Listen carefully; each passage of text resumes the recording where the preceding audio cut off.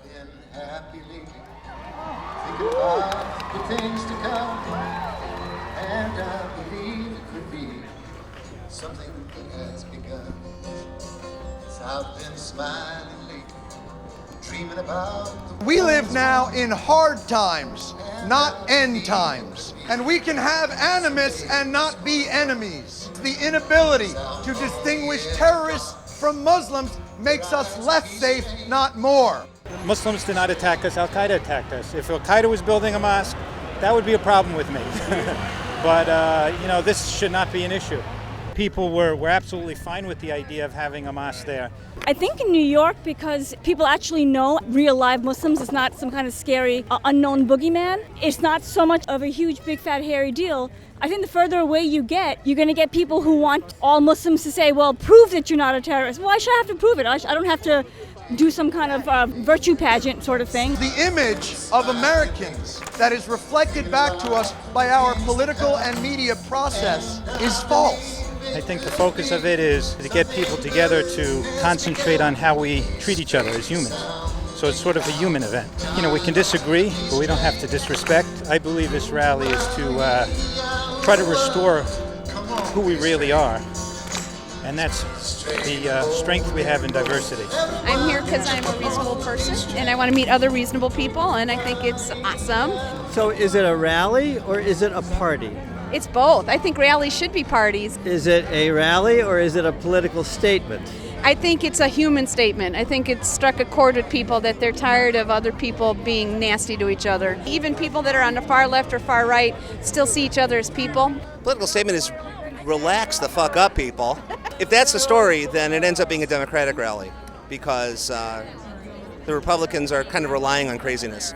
But I'm going to disagree. I think that's the point of this, is not all Republicans are. You're going to disagree with me? I am. I have lots of Republican friends who are very moderate and very reasonable. And they just have a difference of opinion. And even though I don't agree with it, I have to respect it. And my Republican friends feel the same way, and I believe they are a bit chagrined at the tone that their party has taken and the tack that they've sailed here. Yeah, I agree. If we're not going to be afraid now, when are we going to be afraid? Fear is a bad place to come from. Concern and a sense of respect and a sense of obligation, yes. But fear, I think, only makes people panic. Some people have been stoked into an actual fear by the people who are using it as a political strategy. And I think people forget we are the government. Like when the Tea Partiers talk about, oh, the government does this and this, it's like, we're the government. And so it's like instead of demonizing people that are in office, it's then work towards policies. We're in charge. It's not. But one could say that the people that are buying government are in charge of government right now. Yeah, we got to get the money out of the electoral process, which of course will be really difficult and probably impossible. But that's what we have to be vigilant about. And what they're buying with that money is not the government. They're buying votes. They're buying opinions. Those still belong to us. And so that's what we have to be responsible for. Don't let yourself be bought so cheap.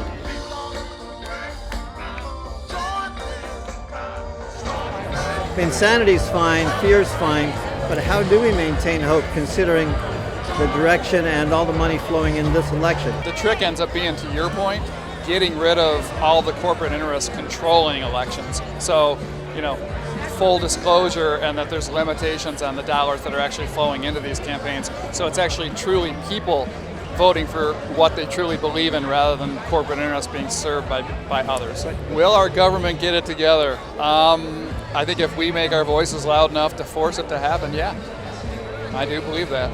I fear this country just going down the toilet by being run by idiots and big money.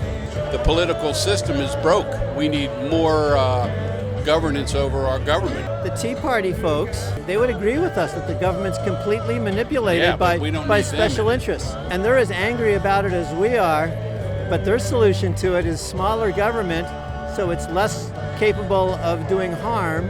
And our solution, I would say, is bigger, if not bigger than stronger government that prevents the corporations from manipulating us.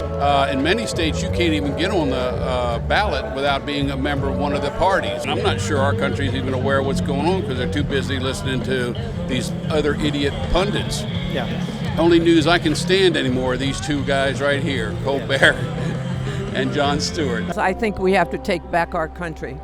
There is no question that we have to stand up and be counted, not writing letters, not phone calls, but bring our bodies to a place to show them that this is our country too. And they can't have it. They just can't have it. Who are they? The Tea Party, the anti-Muslim groups, the homophobics, all the negative people who are spewing their venom in this country for the last few weeks. We can't let them do it. I can't let them do it for my children, my grandchildren, and their children. This is a total party.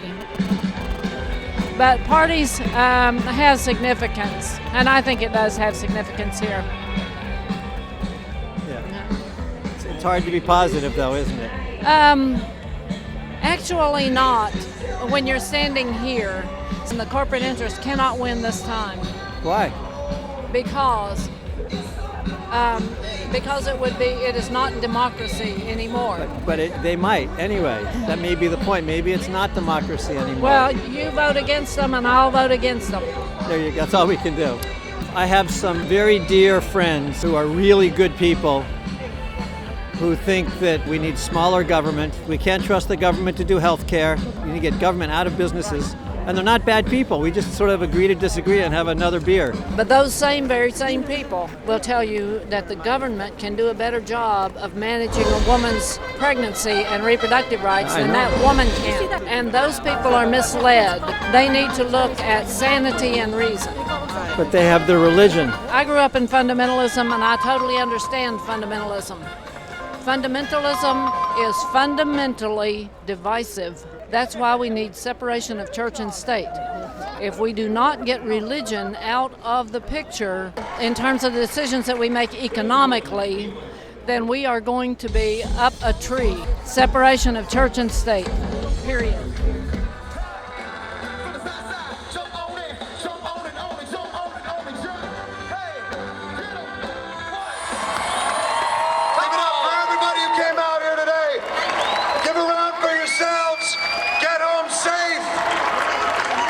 Don't litter. Thank you. Bye-bye. So what was this all about?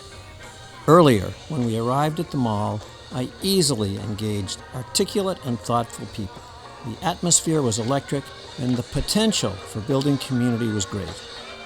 Unfortunately, when the video entertainment began, 2 hours before the live show, our collective attention turned from each other to the video screens that lined the mall.